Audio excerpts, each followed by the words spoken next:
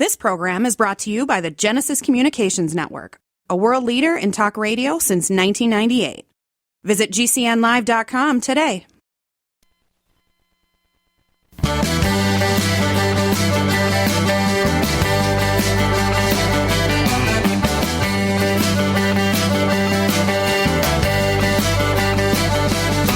Broadcasting and streaming live all across America. This is Home Talk USA with Michael King, where we will discuss topics pertaining to your home with industry-leading experts. Michael King is a licensed general contractor with more than 30 years of experience in home improvements and the author of Contracting with the King.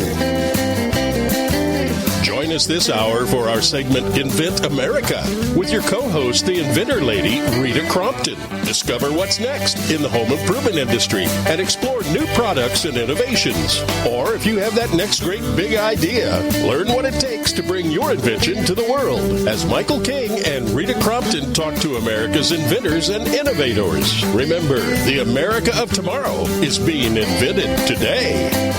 We invite you to visit us at HomeTalkUSA.com, one of the best resources for home improvement information around today. Your best life begins with your best home, and there's no place like Home Talk. That's HomeTalkUSA.com. And now, we proudly present Invent America from the #1 home improvement radio program in the country, Home Talk USA, with your host, the Cajun contractor, Michael King, and his co-host, the inventor lady, Rita Crompton.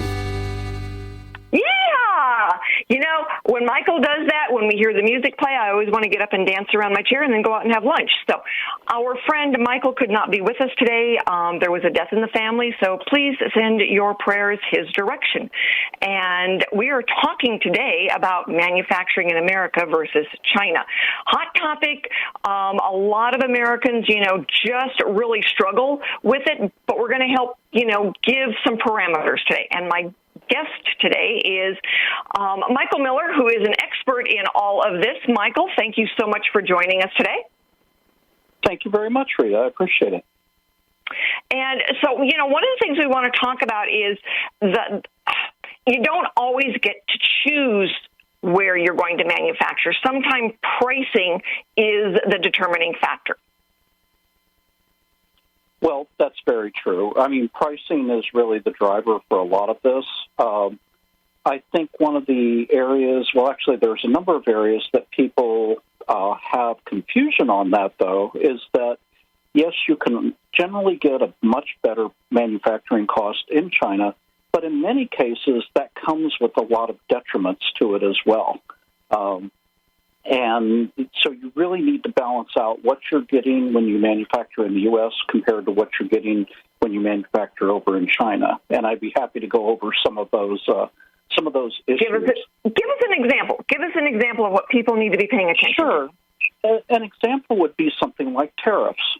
A lot of times that is not included whenever you go and get your costing from China. So you have to include tariffs into that.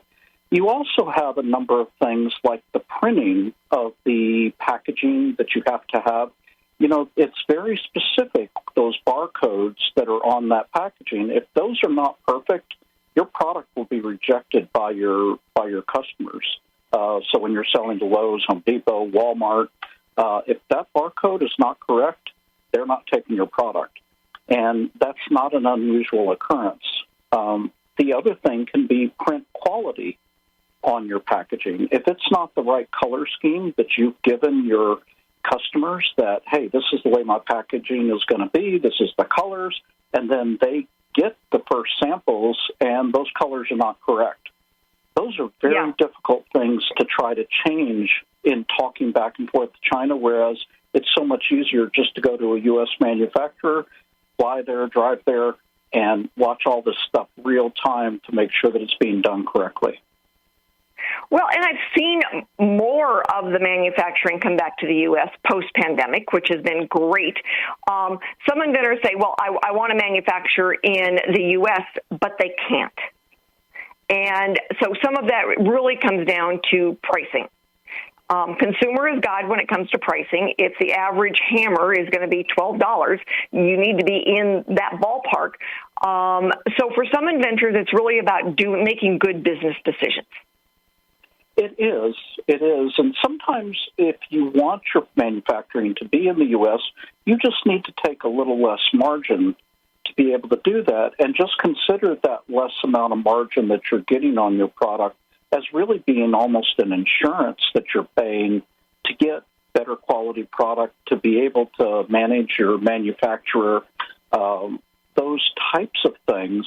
All it takes is one container falling off of a ship, which happens tens of thousands of times a year, for your entire inventory to go to the bottom of the ocean. And so those are things that you really need to take into consideration. Yes. One of the things that an inventor, a story he had shared, he wanted, the parts were being made in China. And it's like, all right, well, these elements I need to use. So he would order them. And he actually then went and set up manufacturing in California because the defect rate was so high that now whatever margins he was getting were being eaten up by the poor quality of the product. So he actually broke even by manufacturing at a higher rate, but his default rate went down drastically. Yeah, absolutely. And, the other thing, too, it's for a lot of inventors that have a single product, you in general don't deal directly with the actual manufacturer who's actually manufacturing your product.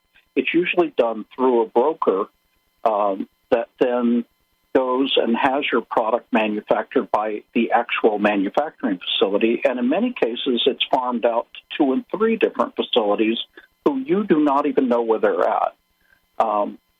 What that also means is that whenever you're paying for the molds to have your product made, then you don't own those molds. And if you decide to move to go have somebody else make it, now you got to get a whole other set of molds made, and things can become quite expensive very quickly.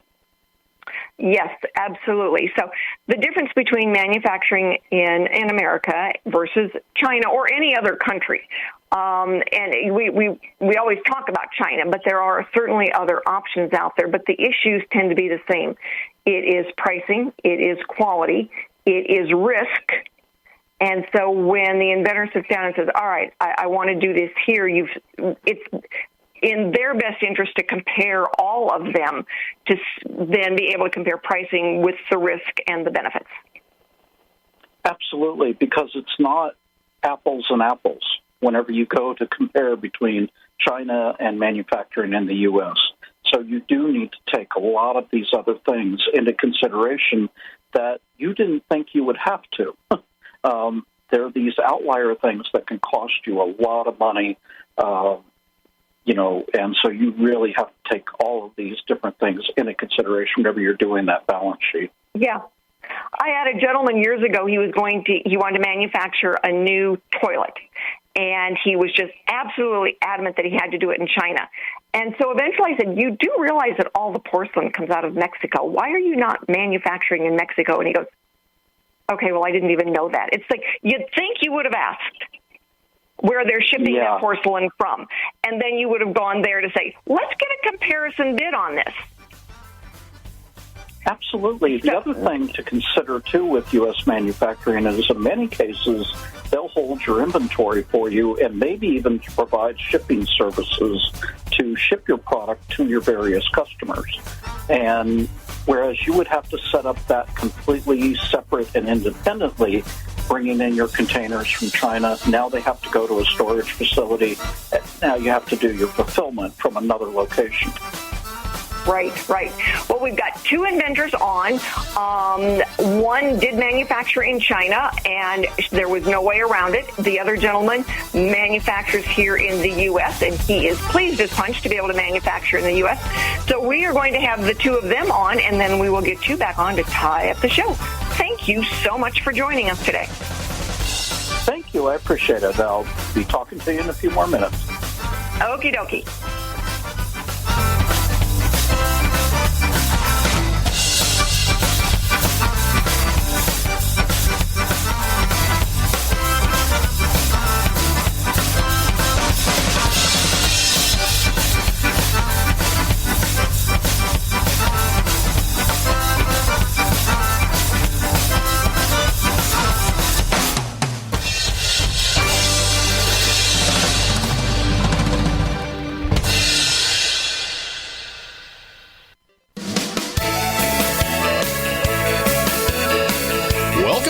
to Home Talk USA with Michael King.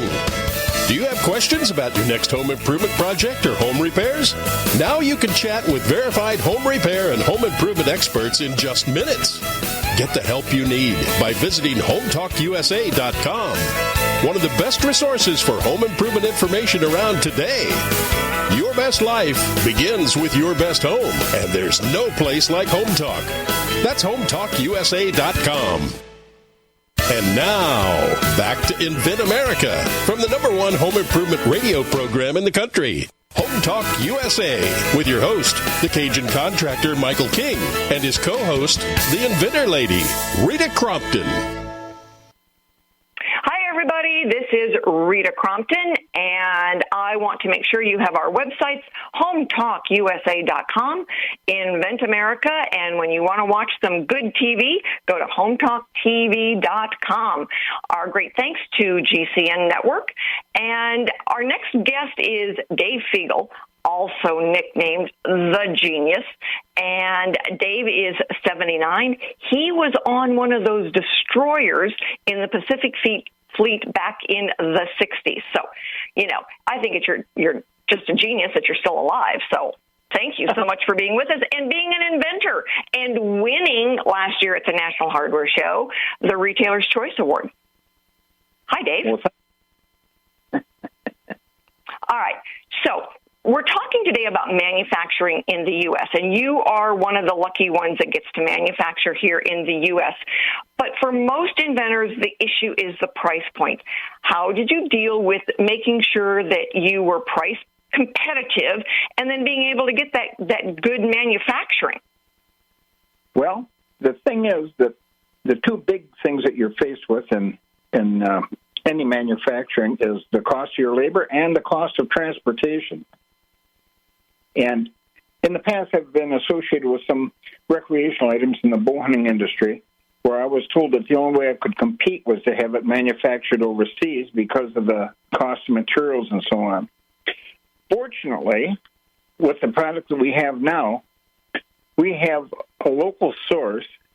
It's a gentleman that owns this company, has been in the injection molding business for over 20 years. He's close by, so our transportation cost is cut to almost nil.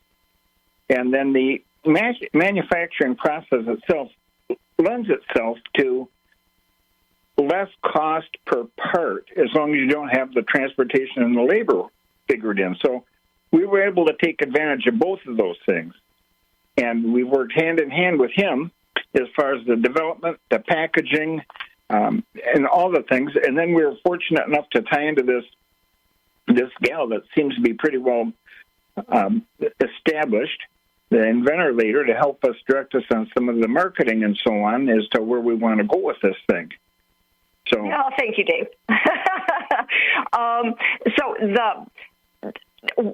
What are the parts that you have to do yourself as far as getting your product ready to slide onto a store shelf? Well, that's a very good question. One of the things that I found out is that an inventor kind of looks at his invention as his baby and doesn't take easily to changes in his baby. And sometimes that's a detriment because not all the ideas are perfect. And so that was a little bit of an adjustment to me, but in the process of it, I was working hand in hand with the guy that was doing the manufacturing, and we had a couple of prototype dies that we had to change just because of some of the things that I wanted to do that were not easy to get done, and it wasn't cost effective. And so that's where it ended up, and he gave me directions for packaging. And what we tried to do was present a product in a package that a retailer could put on the shelf and not take up shelf space, but you have a nice display and a good product. So I tried to be involved in as much of it as I could and work within the parameters the manufacturer put out and hold down the costs on the manufacturing. So that's where that came in. Well, and that's, there's some things an inventor can do. I want you to know that my mother used your clean pan solutions on can of stain. And when she went back and had to open it up, the can was in perfect condition. She was so excited. She called me right away, and she said, "Oh, my God, this thing was so cool." So, anybody and everybody can use it if you're using a gallon of paint. And it does. It will keep the paint in good condition for years. It keeps the can clean. All right, I'm giving you a commercial. Your website is cleancansolutions.com. And anybody and everybody can go and buy these. Do they come 1 to a pack or 3 to a pack, Dave? Well, we've got them both, but again, we're back at the transportation thing. By the way, it's at WeSavePaint.com. WeSavePaint.com. There you go. Thank you very much. And we've got the videos available there. But the thing is, the shipping is the biggest thing. And currently, we're using an Amazon store, and I have no desire to go around a circuit and sell to independent and even chain hardware stores. So that's why I'm working with you. But as far as getting distribution out, Amazon has been pretty helpful for us, and we have a store there, and we can ship around the country for a lot more reasonably than I thought. However, the cost for shipping a single one is just about the same as shipping 3. So as long as the package can hold 3, we're going to get as much bang for the buck as we can out of the shipping cost. That's, again, one of the big things when you're centrally located and you're shipping around the country that factors into it. Well, and I don't know anybody that has just one can of paint. That's true. That's true. Everybody's got more. So, for the inventors out there that are teeing up a product, join us at the National Hardware Show. It is coming up for 2024, the last week in March. If you've got questions about inventing, join us at the Inventors Roundtable meeting. They come around twice a month. We've got one coming up on Monday. And if you need an attorney, call me. I know really good registered patent attorneys, and I am more than happy to help you out. So as we're getting started and we're moving into the next kind of phase of things for Dave, it's really being able to get more coverage for you and into some of these smaller chains like a Menards. Yeah, that's the big thing. And there's always, with this type of manufacturing, the big catch is the tooling. So that's something to keep in mind. Excellent. It certainly is. So we're going to talk about that on another show, Dave. We will get you back here. Everybody, thank you for joining us, and let's go pay some bills. Thank you, Rita.